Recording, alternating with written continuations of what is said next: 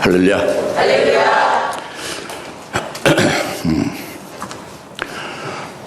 지난주에 나팔절을 우리가 특별히 명절로 이제 7대 명절로 해서 해당이 되기 때문에 지켰어요.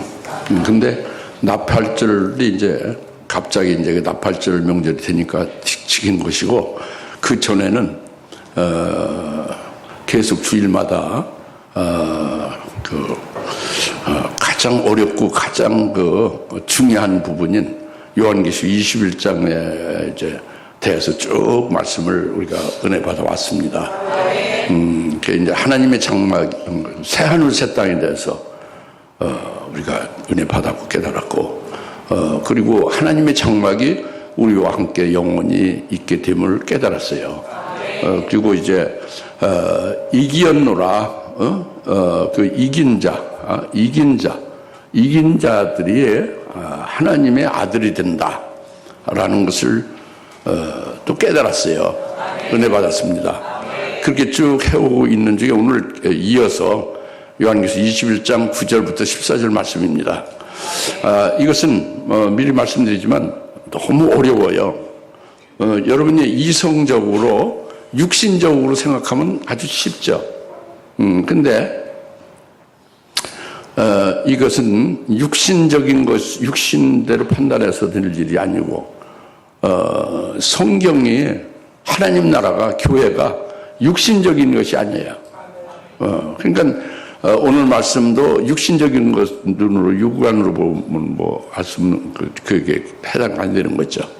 이성적으로 봐도 안 되는 거야. 이성적으로 들어서 여러분 머리에 지식으로 담아가지고 그렇게 지식으로 이성으로 생각하면은 이해가 쉽죠. 한국말이고, 그 도성, 성, 아내, 부인, 그렇게 알죠, 이성으로. 근데 그건 아니에요, 전혀.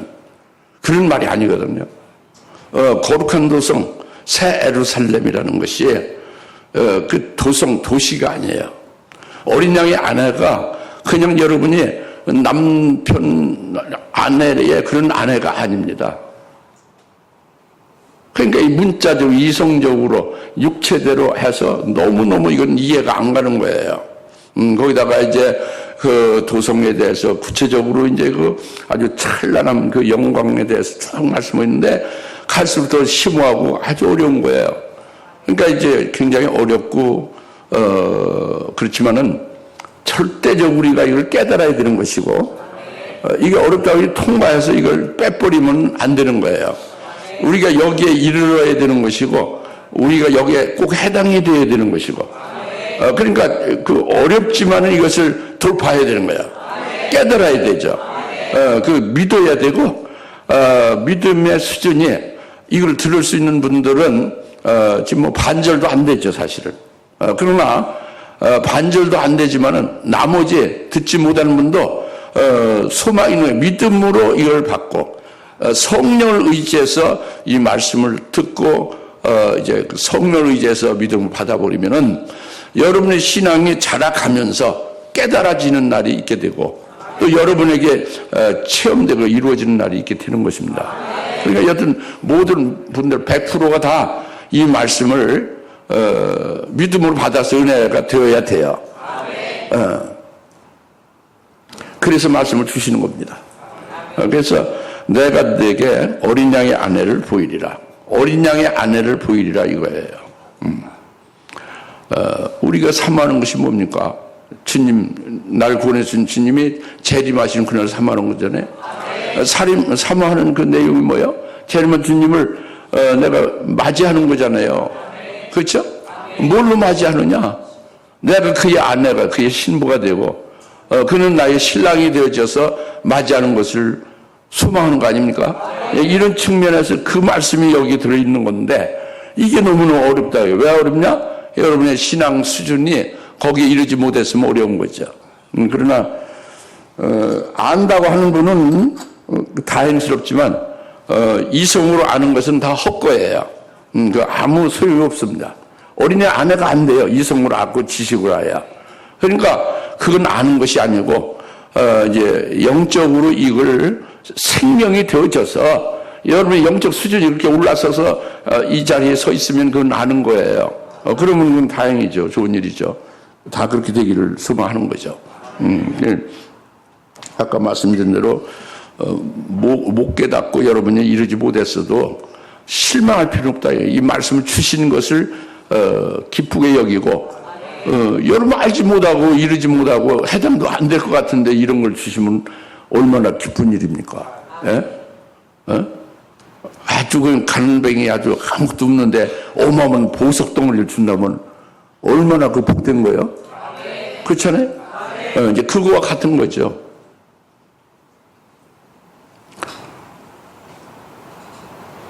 여튼 지금 말씀이 쉽다 어렵다 무슨 말씀이야? 어렵다는 거죠. 그냥 대충 넘어도 된다 아주 절대 중요하다. 뭐예요? 절대 중요하다. 이걸 지금 말씀드리는 거예요. 그러니까 어떻게 들어야 된다? 이해를 이성으로 하려고 하지 말고 믿음으로 받아야 된다. 성령을 의지해서 성령에 의하여 깨닫게 되고 성령으로 감화감동되어서 이 말씀을 여러분의 것이 되어져야 되도록 그것이 이제 정답이다 이겁니다. 먼저 그가 영안에서 나를 이끌어 크고 높은 산으로 가서 어린 양의 아내를 보이리라 이제 그랬잖아요.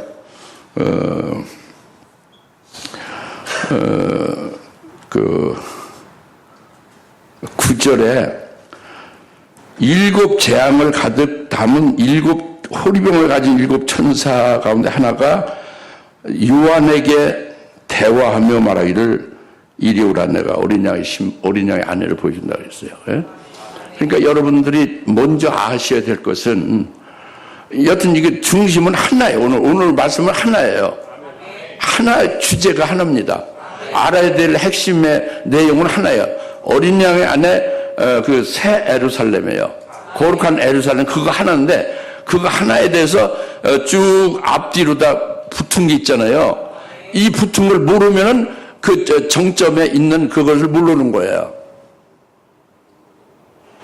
그러니까 이 붙은 거가 첫째 7 호리병을 가진 천사가 왜 요한에게 나타나서 요한에게 대하며 요한에게 그 어린 양의 아내를 보여주고 있느냐 이거예요. 이것을 모르면 그냥 꽝이죠, 꽝. 어린 양 아내는 알 수도 없는 거예요. 무슨 말겠어요? 이게 가는 길이니까, 그 단계니까. 그리고 그 영으로 10절에 크고 높은 산으로 이제 이끌어 가서 그 도성을 보여주잖아요. 이런 것도 이게 그냥 문자에 무슨 백두산이나 무슨 에베레스트 산이 아니란 말이에요. 예? 그 이게 무슨 산이냐 이거예요.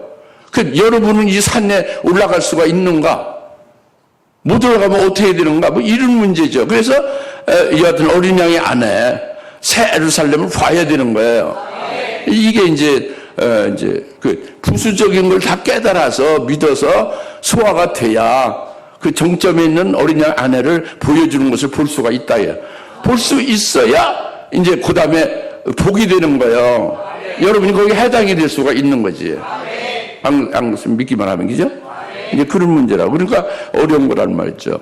그래서 우선 하나씩 풀어갔는데 여러분 이제 졸지는 않아도 몽텅구리 같이 그 생각을 이렇게 집중을 안 시키고 이것저것 하면 아주 그 골이 복잡하죠.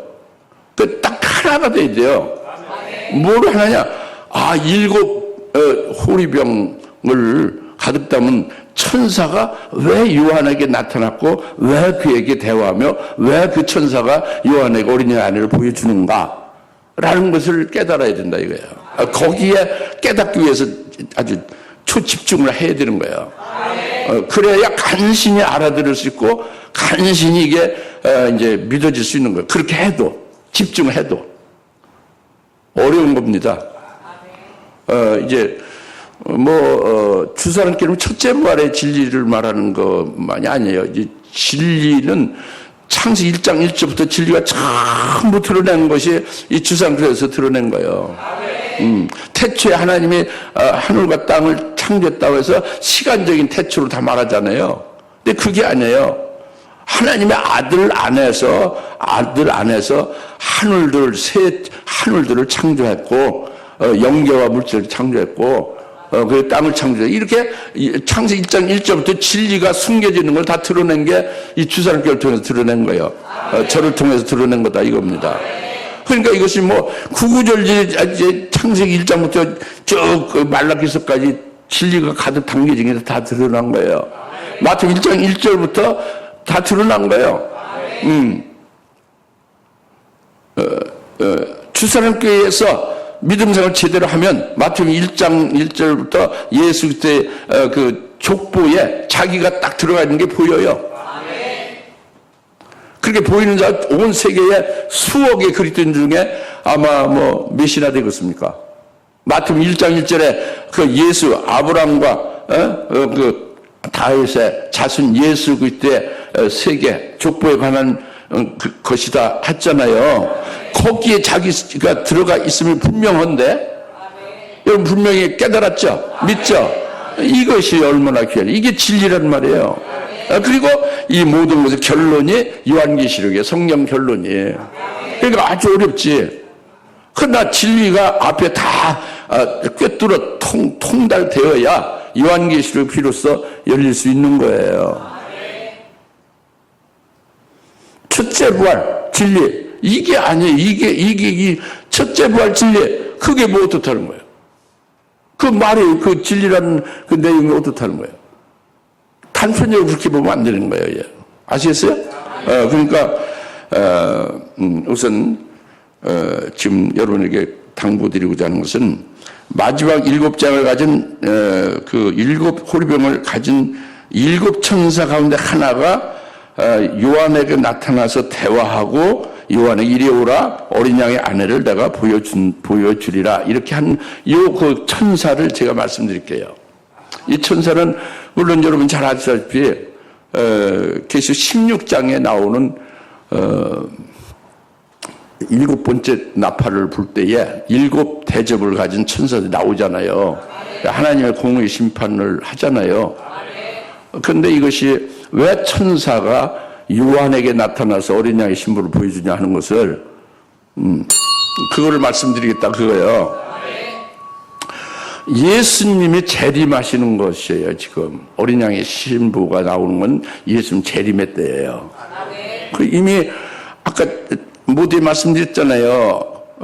새하늘 새 땅과 하나님의 장막 우리에게 함께 하신다는 것과 이제 이겼으니 아들이 되고 상속을 다 준다 이런 걸 쭉 지금까지 깨달아 왔잖아요. 여기 이어진 거란 말이에요. 그러니까 주의 재림의 때가 되지. 엉뚱한 지금이 아니고 과거 창세기 때가 아니라. 예? 지금 요한계시 20장 9장은 어느 때 환경을 말해요? 주의 재림의 때를 말하는 거예요. 주의 재림의 때에 주님 재림할 때는 왜 재림하시느냐 딱 두 가지예요. 간단히 말하면 심판하시는 것과 그 다음에 그를 바라는 자를 구원하시기 위해서 재림하시는 거예요. 근데 심판을 먼저 심판주로 재림하시면서 심판하는 것이 예수님이 심판하시는 거예요. 심판하실 때에 7 천사들로 그 호리병에 그 재앙을 가득 담아서 심판하게 한다 이겁니다. 그러니까 천사가 심판하는 거예요? 재림하신 주님이 심판하는 거예요? 심판주가 천사예요? 재림 주님이에요? 재림 주님이 심판주로 오셔서 7 천사들로 7째 나팔 불어서 천사들로 하여금 그 호리병을 그 재앙을 담은 호리병을 순차적으로 쏟아붓게 한다 이겁니다. 그러니까 주님이 재림하시면서 심판을 먼저 하시고 그 다음에 그를 바라는 자가 바로 어린 양의 아내다 이거예요. 그 어린 양의 아내를 구원한다 이겁니다. 그렇기 때문에 7 호리병 재앙을 가득 담은 천사 중에 하나가 나타나서 요한에게 대화하면서 어린 양 아내를 보여준다고 한 거예요. 깨달으십니까? 그러니까 이제 뭐가 먼저가 있겠어요? 주님 재림 때? 심판이 먼저 있는 것이죠. 심판을 그 7 천사들을 통해서 하시는 주님이다 이거예요. 그리고 그 주님이 그 천사를 통해서 심판한 후에 뭐가 있어요? 어린 양의 아내가 이제 어린 양 아내를 데려오시는 거예요. 그 자기를 바라는 자들을 구원하러 오신다고 그랬잖아요. 히브리서 10장에. 그렇죠? 또 거기에 속해야 되겠죠, 우리가. 그죠? 그러니까 사도 요한에게 대접을 쏟을 천사들 중에 하나가 요한에게 나타난 이유가 거기에 있는 거예요. 주님이 재림하시면서 심판하신다. 먼저 심판하신 후에 어린 양의 아내를 세워서 그로 구원하신다. 재림하실 때. 이걸 계시한 거다 겁니다. 아시겠어요? 이렇게까지 말씀드리면 깨달아야 되겠죠. 예? 그러나 오늘날 심판을 생각하는 거예요. 심판은 우리 다 해당될 수가 있는 거예요. 불의하고 불경건한 자들에게 심판을. 하나님의 말씀을 예수는 믿는데 예수님 말씀 믿지 않는 자들이 심판되어지는 거예요. 그게 불의한 자, 불경건한 자들이죠. 아시겠죠? 그래서 천사들이 그 천사 중에 하나가 7장을 가진 7 호리병을 가진 7 천사 하나가 요한에게 대화하며 말하고 있는 것입니다. 이미 심판한 후에 어린 양의 아내가 세워진다 하는 걸 미리 이렇게 계시해 준 거예요. 그 요한에게 보여준 거죠. 우리에게도 영적인 눈으로 이것을 보라는 거예요. 깨달으라는 거지. 그래서 이리 오라, 내가 너에게 어린 양의 아내를 보여주라 그랬잖아요. 어린 양의 아내를 보여주리라 그랬죠. 어린 양의 아내를 보여준다 그랬는데 요한에게 어린 양의 아내를 보여주는 것은 어린 양의 아내를 전혀 보여줘도 그게 뭐가 뭔지 모르는 걸 보여줄까요? 알아먹을 것 같으니까 보여줄까요? 알아먹을 것 같으니까 보여줍니까? 맞았어요. 그러면 알아먹을 것 같으면 사도 요한이 어린이의 아내에 해당이 되니까 알아먹는 거예요? 해당 안 되는데 알아먹는 거예요? 해당되니까 알아먹는 거죠. 그래서 사도 요한은 14만 4천의 반열에 속한 14만 4천은 아니에요. 지금 사도 요한이 죽었지 살아있지 않잖아요. 종말에 14만 4천이 있죠. 근데 14만 4천 종말의 그 종들을 미리 깨닫고 그 신앙에 서서 주의 재림에 관한 말씀을 증거하는 영적 생명이 계속 살아있다고 그랬잖아요. 주님이 그래서 요한은 내가 올 때까지 머물게 한들 내가 무슨 상관이냐고 베드로에게 말했잖아요. 그게 14만 4천의 반열에 속한 그 요한이에요. 그가 어린 양의 아내에 해당이 되니까 그걸 보여주는 거예요. 그러면은 그게 아주 중요해요. 그러니까 어린 양의 아내를 보여줬다는 게 중요한 게 아니라 사도 요한이 어린 양의 아내에 포함되어 거기에 해당되니까 보여준 것을 깨닫는 게 중요해요.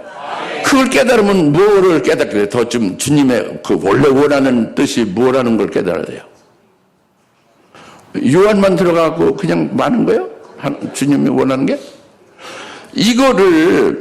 이 말씀을 이걸 읽으면서 성령의 감동을 받으면서 이 말씀 사도 요한과 같은 그런 신앙의 수준에 올라서게 해서 너희도 이 자리에 들 수 있기를 믿고 사모해라 그죠? 그러니까 이미 저 같은 경우는 여기에 들어서 믿음의 실상으로 받아가지고 증거하는 거예요. 그 여러분들은 그대로 믿고 따르는 자는 저와 같이 한 영이 되면 주와 합한 자는 한 영이라 한 영이 되면 그렇게 될 것이고 뭐 20년, 30년, 40년 가도 한 영이 안 되는 사람은 안 될 것이고 뭐 간단한 거예요.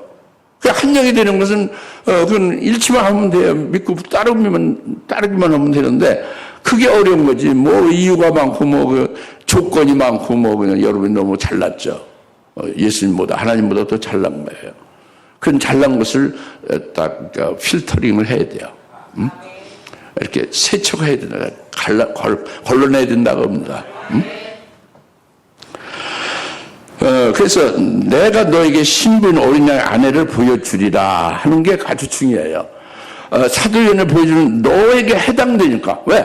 주님이 재림해서 심판 먼저 하고 그리고 공의의 심판하고 너는 거기에 들지 않고 어린 양 아내가 되어서 그래서 있으니 어린 양 아내가 되어져 있으니 그걸 보여준다 이거예요. 알겠습니까? 이걸 깨닫는 자 믿는 자는 나도 바로 어린 양의 아내에 들기 때문에 이 말씀을 이제 깨닫게도 하고 믿어지기도 하고 사모하게 하는구나. 나도 주님이 똑같은 주님이 나에게 이것을 계시해주고 내게 이것을 알려주고 열어준 것은 나도 해당이 되는구나 라고 믿는 게 아주 중요한 거예요. 그래서 저는 그렇게 믿고 있는 거야.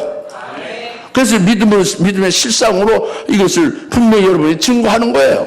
증거하는 겁니다. 이건 이렇다고 가르치는 게 아니에요. 동쪽으로 이쪽으로 가면 동쪽이고 뭐 해가 뜹니다. 그 얘기가 아닙니다.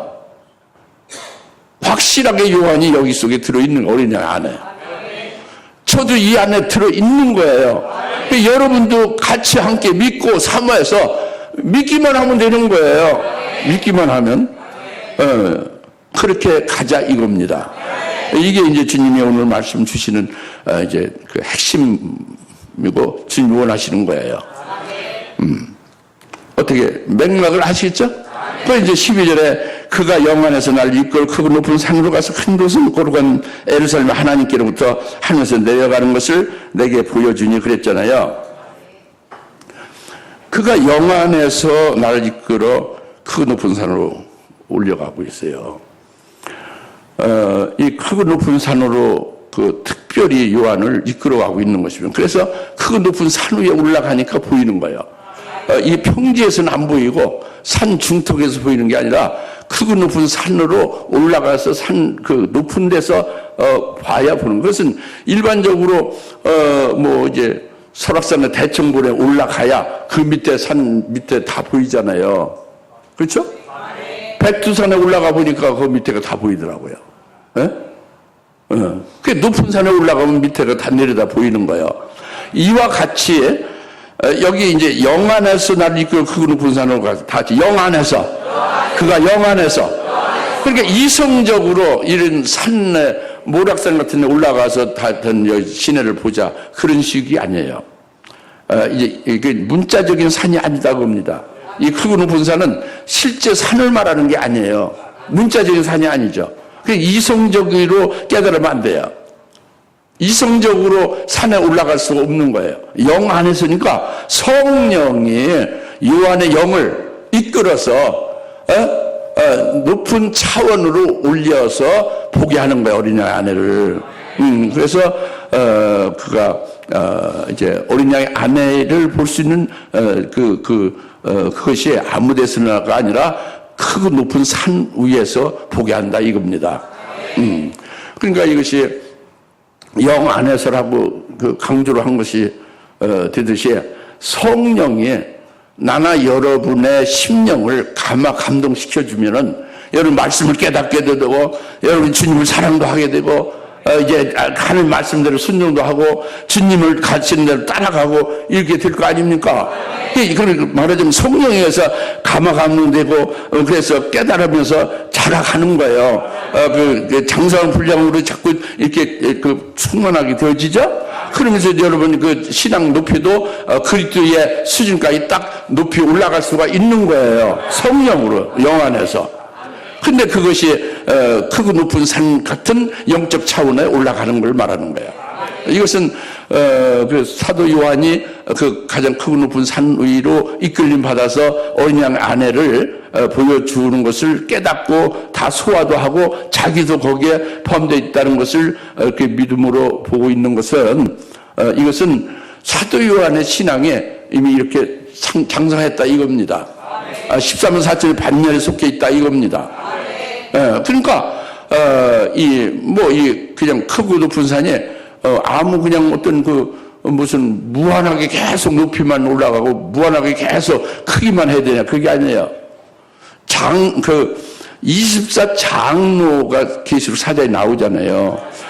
계속 하나님이 장자의 영광을 계속 보여주고 장자를 어떻게 하나님이 처음에 불러서 어떻게 택해서 어떻게 만들어 가시는가를 했잖아요. 요셉을 통해서. 그 장자 총회가 있다는 걸 보여줬잖아요.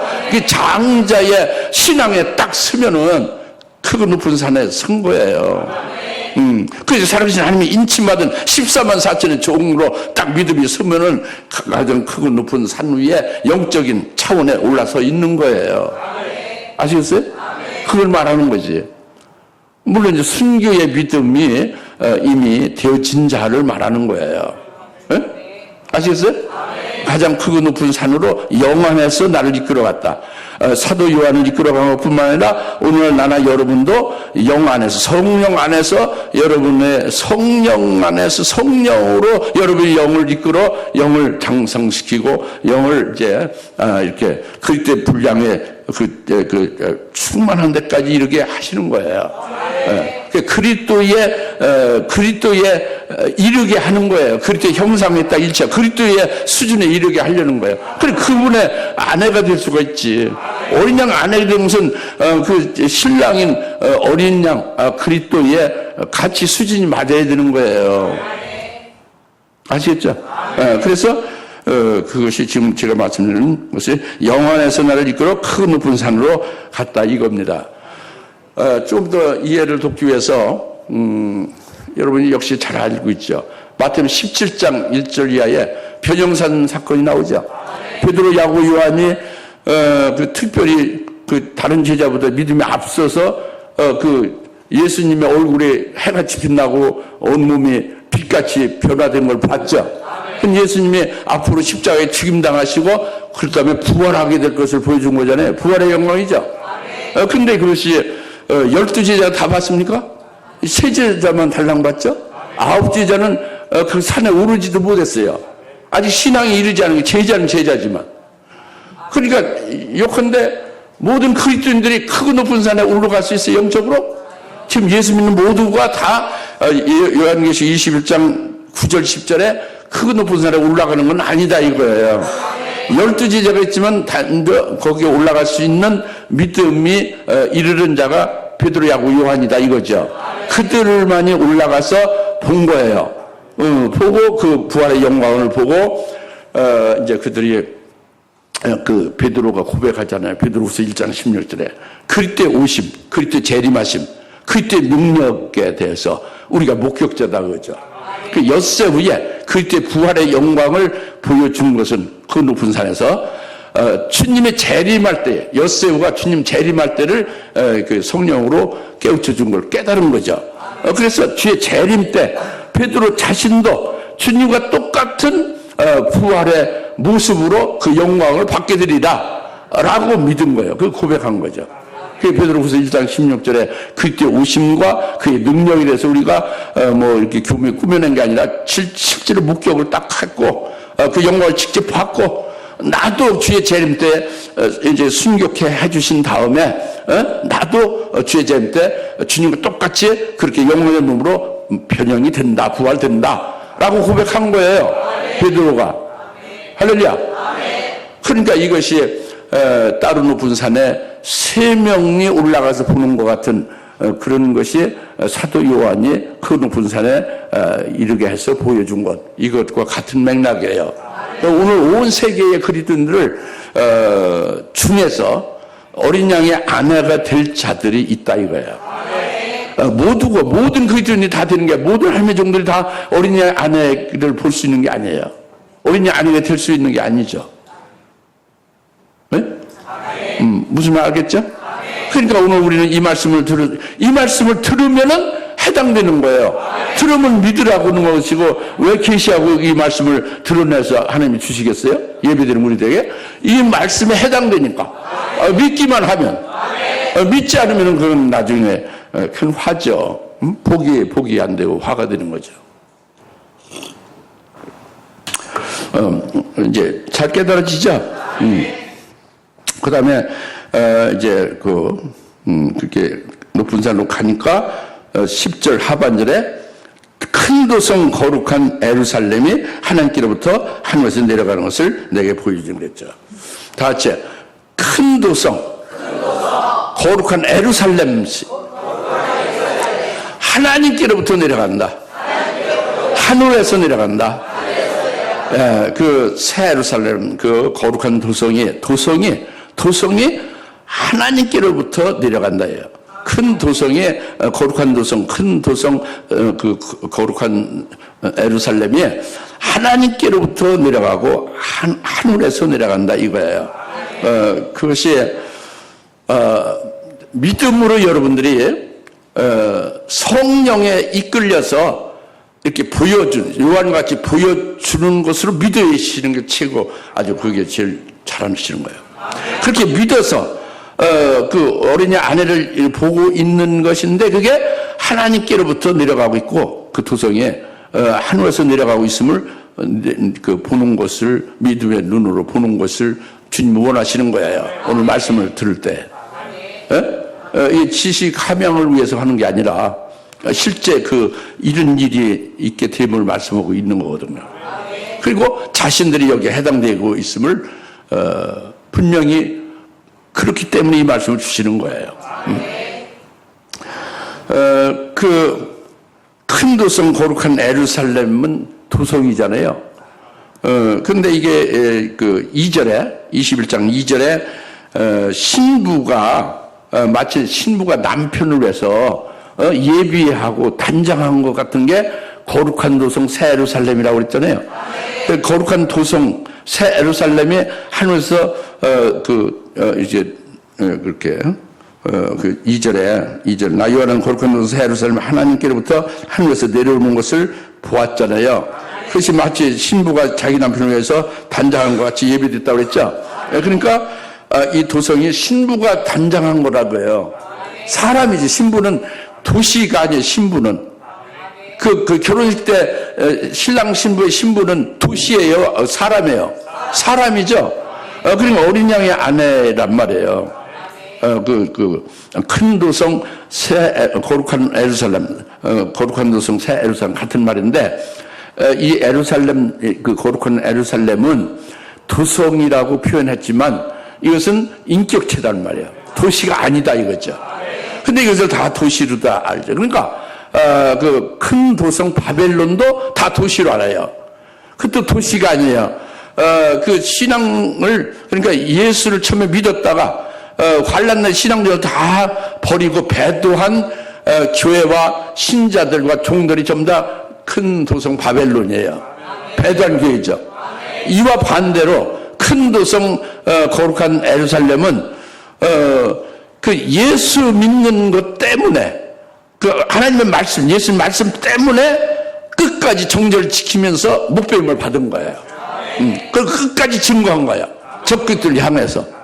이들이 큰 도성 거룩한 에루살렘이에요. 할렐루야. 인격체. 그러니까 큰 도성이라 하면 이것은 도시가 아니고 도성이 아니라 인격체로 어린 양 아내다, 그리스도의 신부다라는 걸 분명히 말씀하고 있는 거죠. 근데 어린 양 아내라는 것은 이제 이게 귀내라고 해서요. 헬라어로 귀내라고 해서 많이 남자 경험이 있다는 우먼이죠. 버진 처녀가 아니라 원래 우리의 결혼식에는 남자하고 많이 놀아나는 사람하고 신부를 취하는 그런 어리석은 신랑이 up적이죠. 처녀와 결혼하잖아요. 예? 몰라요? 처녀와 결혼합니다. 남자가 많이 있는 사람은 자기가 아내로 다 취할 수가 없지. 근데 여기 아내는 정반대예요. 그런 이 세상의 처녀하고 정반대예요. 세상의 신부하고. 귀내라는 것은 남자가 많이 있는 거예요. 즉 어느 남자나 신랑 예수님과 영교를 많이 하고 그리고 예수님과 영적인 체험을 많이 해서 예수님을 잘 경험해서 아는 거예요. 그래서 마침내 순교 제물로 바쳐진 거예요. 순교자가 된 거예요. 주님을 많이 알고 영교를 통해서 그를 이제 신비한 것들 여러 가지로 이제 많이 체험하고 경험을 하고 그 주님의 사랑에 사로잡혀서 순교까지 아주 멋지게 한 거예요. 이것이 귀내입니다. 신부가 남편을 위해서 단장한 것 같은 거죠. 할렐루야. 그래서 그리고 그 다음에, 이 큰 도성, 거룩한 에루살렘이라 하는데, 이 뒤에 보면은, 그 11절부터 하나님의 영광이 있고, 큰 보석과, 가장 귀한 보석 같고, 12절, 13절, 16, 17, 18, 막, 땅에도 막 황금이고, 막 12, 보석들이 있고, 어마어마해요. 에루살렘 성이. 보석성이죠. 예? 예? 에루살렘 도성이 보석성이라고. 그러니까 이것은, 그러니까 도성이 보석으로 이렇게 딱 이렇게 인테리어 한 거예요? 어린 양 아내를 말한다 그랬지. 제가 처음에 도시가 아니라 인격체, 어린 양 아내라고 그랬죠. 이걸 딱 집어넣어야 돼요. 이게 집어넣어지지 않으면 뒤에 있다가 또 다시 도시로 다가오고, 또 다시 어떤 일반 도성으로 들어가고, 이렇게 되는 거예요. 예? 어린 양 아내를 말하는 거예요. 근데 어린 양 아내인데 이렇게 보석으로 깔리고 기초가 12보석으로 되고 그게 그냥 벽옥과 그 수정같이 맑고 이런 것은 다 뭐예요? 그것은 어린 양 아내가 입은 영광이에요. 그때 신부가 받은 영광이라고.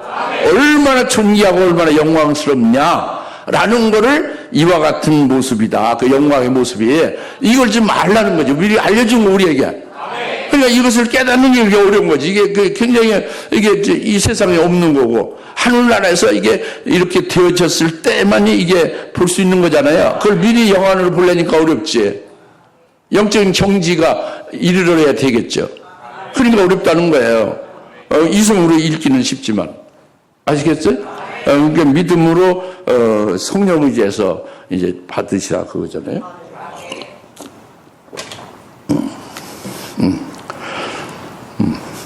불편하죠? 그래서, 그 큰 도성 거룩한 에루살렘 어린 양의 아내이는, 도성이 아니고 인격체인 그리스도의 신부로서, 남편을 위해서 아주 단장한 것 같은 그런 모습이라는 것이고, 그리고, 귀내라고 쓴 어린이 아내로 말하는 것으로, 신랑인 예수님과 깊은, 아주 많은 관계 속에 영적으로, 그의 신부의 자리에 순교해서 세워져 있다는 거고, 그리고 그의 그 보석으로 아름답게 쭉 이렇게 계시하는 것은 그 신부가 받은 영광에 이와 같이 어마어마하게 존귀하고 영광스럽다라는 것을 알으라 하고 계시해 준 거예요. 우리들이 어린 양의 아내의 믿음으로 들으면 이와 같은 영광을 받게 됨을 보시라 해요. 그러니까 얼마나 이게 얼마나 기쁘고 얼마나 아주 황홀한 일입니까? 엄청난 일이에요. 이 영광을 받게 되면은 아주 뿅 가는 거지. 아주 기절할 정도. 할렐루야. 너무 존귀하고 너무 아주 이 세상에서 경험하지 못한 영화롭고 아주 황홀하고 그냥 팬타스틱하죠. 아주 너무너무 필소로 형용을 못하는 거예요. 그래서 이제 이런 게 거룩한 도성 에루살렘이다 이거죠. 근데 아까 말씀드린 가운데 하나님께로부터 내려가죠. 그 하나님께로부터 내려가고 하늘에서 내려가죠. 요걸 깨달아야 돼요. 그 하나님께로부터 내려간다는 게 뭘까요? 그 하나님께로 내려간다고 그렇지. 하나님께로 내려가는 게 하나님께로 내려간다고 하죠. 그러면 질문 하나만 하죠. 그게 아니라 어린 양의 아내를 보여주는데 그 어린 양 아내가 하나님께로부터 내려가잖아요. 그러니까 그 하나님과 어린 양과 관계가 있는 거예요. 그 하나님은 어떤 하나님이요? 잊어먹지 앞에 나왔는데 오메가의 하나님이에요. 물론 알파의 하나님도 되지만 그러니까 그 어린 양의 아내가 처음에 어린 양 아내가 된 게 아니에요. 그때 신부가 처음에 신부가 된 게 아니에요. 처음에 예수 믿자마자 순교 제물로 딱 서서 순교합니까? 그게 아니지. 그러니까 처음에는 그 하나님 아버지가 처음에는 창세전에 거룩하고 흠없게 할 목적을 택해서 그 목적을 쭉 이루기 위해서 그리스도 안에서 이루기 위해서 쭉 역사해 온 거예요. 근데 오메가의 하나님이 되시서 결국에는 하나님의 아들의 형상이 일치하고 그때 형상을 갖게 해서 순교 제물로 바칠 수 있게 했다 이겁니다. 누가? 그 하나님이, 오메가의 하나님. 그래서 첫째 번의 영광을 주고 어린 양의 아내가 되게 한 거예요. 그 하나님께로부터 내려오는 거예요. 어린 양의 아내가 그 하나님께로부터 내려오는 게 중요해요. 그 알파와 특히 오메가 되시는 하나님, 어린 양의 아내로 만들어 주신 하나님으로부터 온 거예요. 거기로부터 내려오는. 이러면은 그걸 여러분이 아멘 했죠? 믿죠? 그러면 여러분은 내가 지금 어린 양 아내의 자리에는 서지 못했지만 그 하나님이 나를 지금 작업하고 있구나. 어린 양 아내를 반드시 되게 하실 것이구나 라고 아주 확신을 가질 수 있죠. 이게 중요해요. 그래서 그게 하나님께로부터 어린 양이 내려오는 것을 보는 거예요. 그걸 보는 자가 복된 거예요. 하나님께로 알파도 되지만 오메가의 하나님께로부터 자신을 그때 아내, 어린 양의 아내로 되게 해서 내려오게 한다 이거예요. 이것을 믿으니까 사모하며 기뻐하며 막 달려가는 거죠. 어린 아내가 될 수 있도록 말이에요. 할렐루야. 그것이 하나님께로부터 내려가는 것을 말씀한 겁니다. 믿어집니까? 깨달아지 믿어지죠? 그리고 하나님께로부터 내려가서 하나님께로부터 내려가고 하늘에서 내려간다고 했죠? 하늘에서 내려가서는 하늘이 하늘나라예요. 하늘나라에서의 신령한 역사다 이거 얘기했어요. 이렇게 어린이 아내 되기까지 오메가의 하나님은 하나님 나라에서 이루시는 거예요. 이렇게 교회 천국도 하나님 나라, 심령 천국도 하나님 나라, 하나님이 친히 계신 그 장소 천국도 하나님 나라. 여튼 하나님 나라에서 하나님이 하시는 일이었다. 이게 모두가 다. 할렐루야.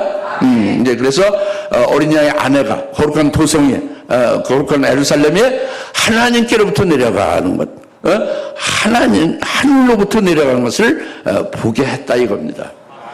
요한이 본 것만이 아니라 저도 확실히 보고 있고 여러분도 보시라는 거예요. 믿음의 눈으로. 그럼 내가 거기에 장차 해당이 되게 우리 오메가의 하나님이 그렇게 하실 것이다 하고 아멘하고 딱 믿어지고 그러니까 뭐 아주 평강이 되고 더 믿음이 견고하게 되잖아요. 이것을 말씀하고 있는 거거든. 그 다음 이제 11절에 하나님의 영광이 있어 그 도성의 광채가 가장 귀한 보석 같고 벽옥 같으며 수정같이 맑고 또 크고 높은 성벽도 있으며 12대문 있고 그 문에 12 천사의 이름도 있고 그 다음에 14절 성벽에는 12기초석이 있고 거기는 어린이 12사도 이름이 있다 그랬잖아요. 그렇죠?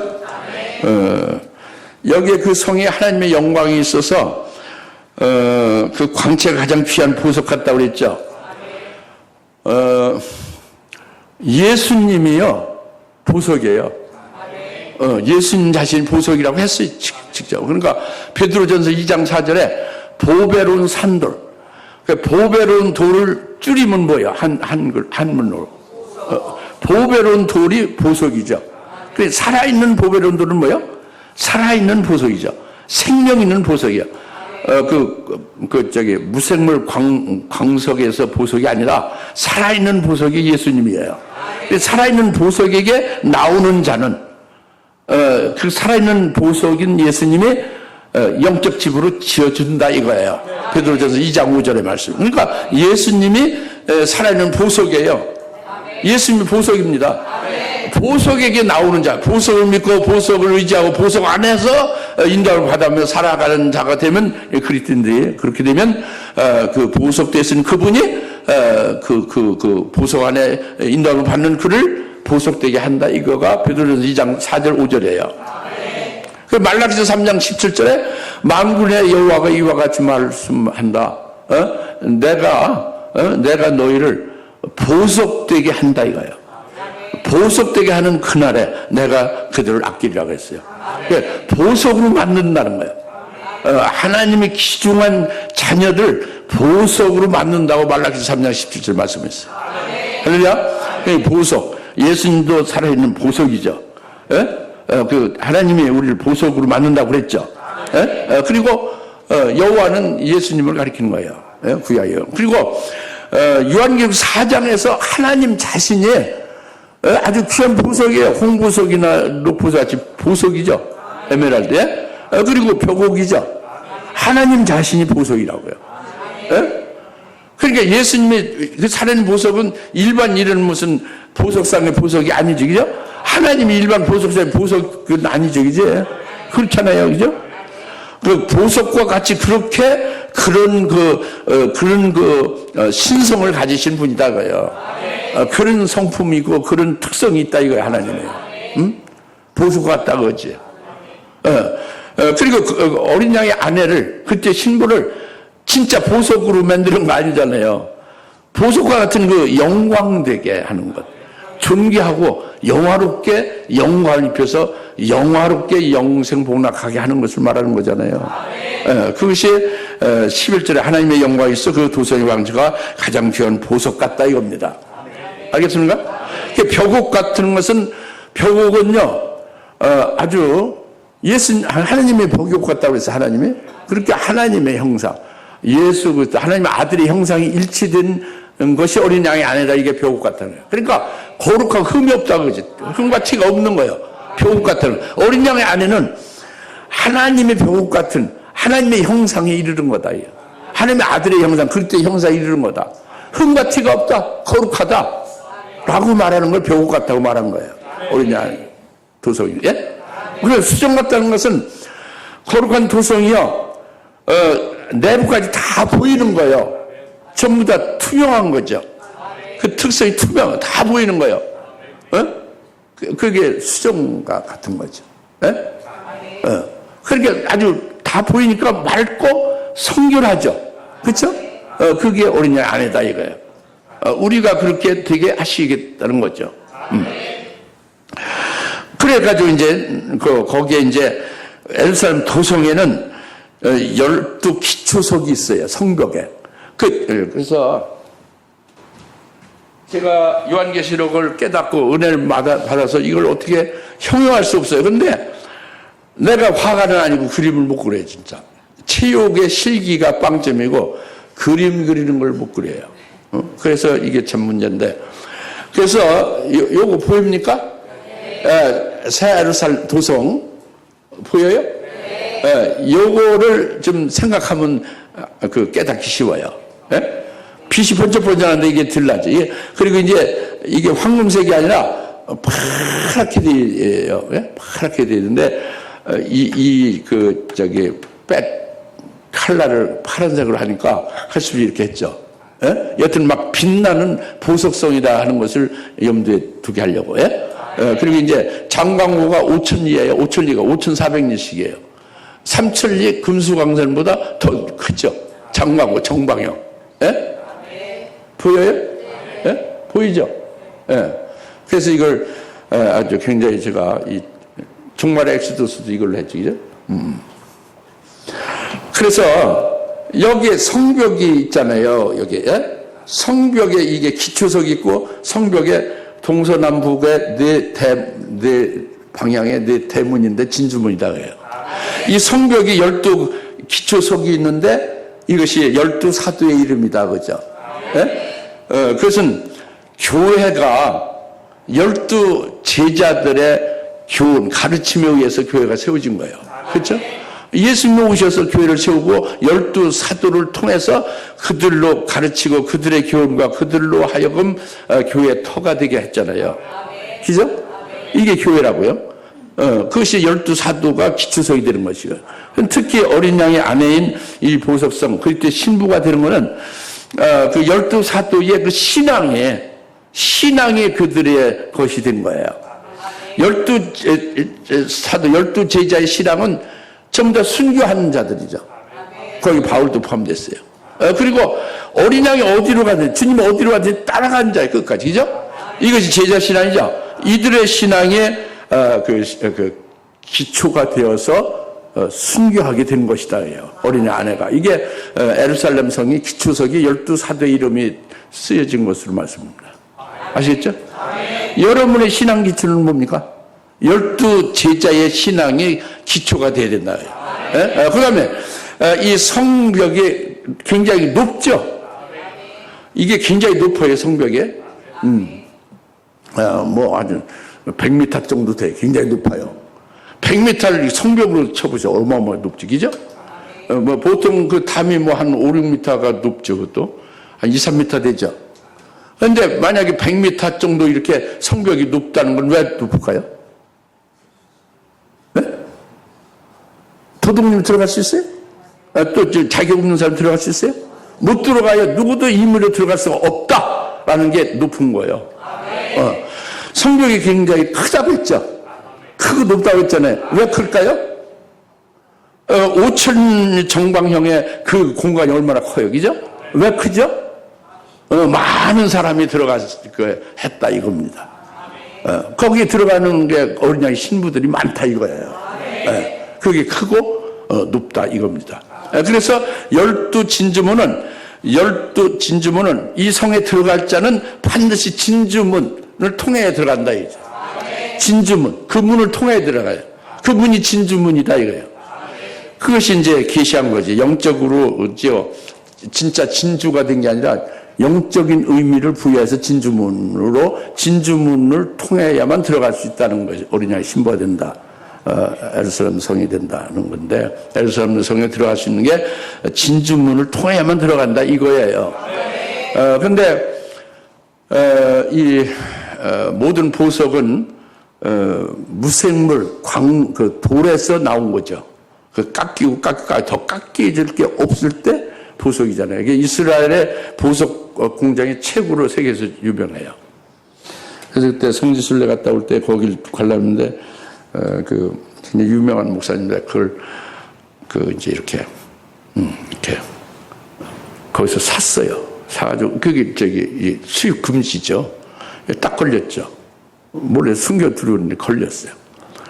그걸 팔아가지고 교회 짓겠다고 이렇게 해서 가졌다고 하는데 거짓말 한 거죠. 사모님 드리려고 가져다가 걸린 거예요. 얼마나 보석이 좋으면은, 또 값도 싸고. 내가, 그래서 보석을 알아요. 제일 이스라엘 보석 공장이 제일 좋다는 거예요. 근데,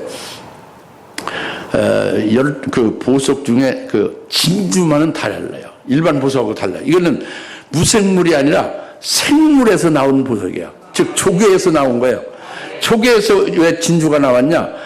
조개가, 이 이물질이 조개 속에 들어가면, 그러니까 모래 같은 게 들어가면 아프죠, 조개가. 그렇죠? 조개가 벌려 사는 게 아니라 조개가 오물이고 살잖아요. 그런데 이물질이 들어갔으면 그게 얼마나 아파요. 아프니까 그 고통하는 그것에, 고통에 말하자면 고통의 그 눈물 같은 것이, 그것이 이제 고통으로 나오는 것이 눈물 같은 게, 그게 고름 같은 게 나오는 거예요. 조개에서. 그 고름 같은 게 나온 게 그게 계속 응고되는 거지. 단단하게 응고되면서 계속 그것이 날아가고 해가 변하면서 그게 이제 아주 응고된 게 갈고 닦아져서 결국 그게 보석이 되는 거지. 진주가 되는 거지. 그러니까 이것과 같은 진주문에 들어간 자만이 어린이 아내다 이거죠. 그러니까 이 성화를 가리키는 오늘 우리들이 진주가 되기까지, 보석이 되기까지 그런 우리 내적인 성화가 그 고난과 어려움 속에 가진 연단과 역경 속에서 오직 말씀을 의지하고 오직 주님을 신랑으로 맞이할 그것만을 소망하면서 여튼 성화돼 가는 거예요. 연단돼서 반짝반짝 빛나는 진주 보석이 되는 거죠. 그 표는, 그 진주 보석 된 표는 순교 제물로 바쳐지는 게 표예요. 그러니까 다시 말하면 12진주문으로 들어간 뿐이 없다는 것은 순교한 자만 들어간다는 거예요. 그러니까 순교한 자만 새 에루살렘 도성이 된다는 뜻을 말하는 겁니다. 근데 거기서 이스라엘 12지파 이름이 있다고 그랬죠. 12지파. 그것은 이스라엘 12지파는 영적 이스라엘을 가리키는 겁니다. 육적 이스라엘이 아닙니다. 물론 구약서부터 아벨부터 시작해서 순교자 많이 있죠. 그들이 다 거기에 해당이 되는데 아벨이 육적인 신앙으로 육적 이스라엘로 사는 거예요? 그게 아니죠. 아벨이 순교 신앙으로 살다가 순교한 거잖아요. 그러니까 한마디로 하는 구약은 아브라함의 믿음의 자손들이에요. 아브라함과 같은 약속을 하나님이 아브라함 주신 약속을 굳세게 믿은 게 아브라함이죠. 그 약속을 난 자가 이삭이죠. 그 약속으로 난 자, 그 아브라함과 같은 믿음에 의하여 아브라함의 믿음의 자손이 된 자들이 영적 이스라엘이에요. 이들은 하나님의 아브라함의 약속은 핵심이 뭐냐면 왕들이 내게서 나고 가나안 땅을 영원한 유업으로 준다는 거죠. 천년 왕국을 유업으로 받는 거예요. 영적 이스라엘은. 그리고 천년 왕국의 왕으로 세움받는 것이 아브라함의 같은 약속으로 난 자, 아브라함 같은 믿음으로 난 자예요. 이것이 이스라엘의 12지파 이름이 12진주문에 써 있다는 뜻입니다. 그러니까 한마디로 순교를 다 했는데 그것은 아브라함과 같은 믿음의 자손으로 이렇게 해서 이스라엘이라고 합니다. 12지파라고.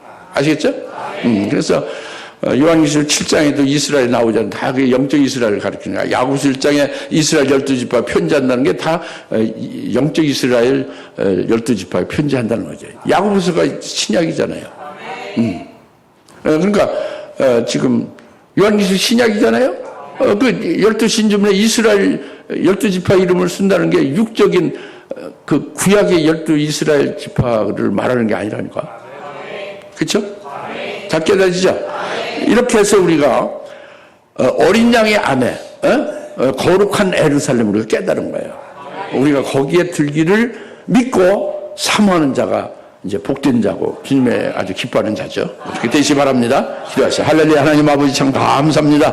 오늘 내게 어린 양 아내를 보이리라 하는 말씀을 주시고 믿음으로 받게 하시고 영안을 열어주셔서 보게 하시고 그 길로 인도해 주시면 믿습니다. 모두가 다 복된 자 다 되게 하옵소서. 어린 양 아내 예루살렘이 다 되게 하옵소서. 예수님의 이름으로 기도합나이다. 아멘.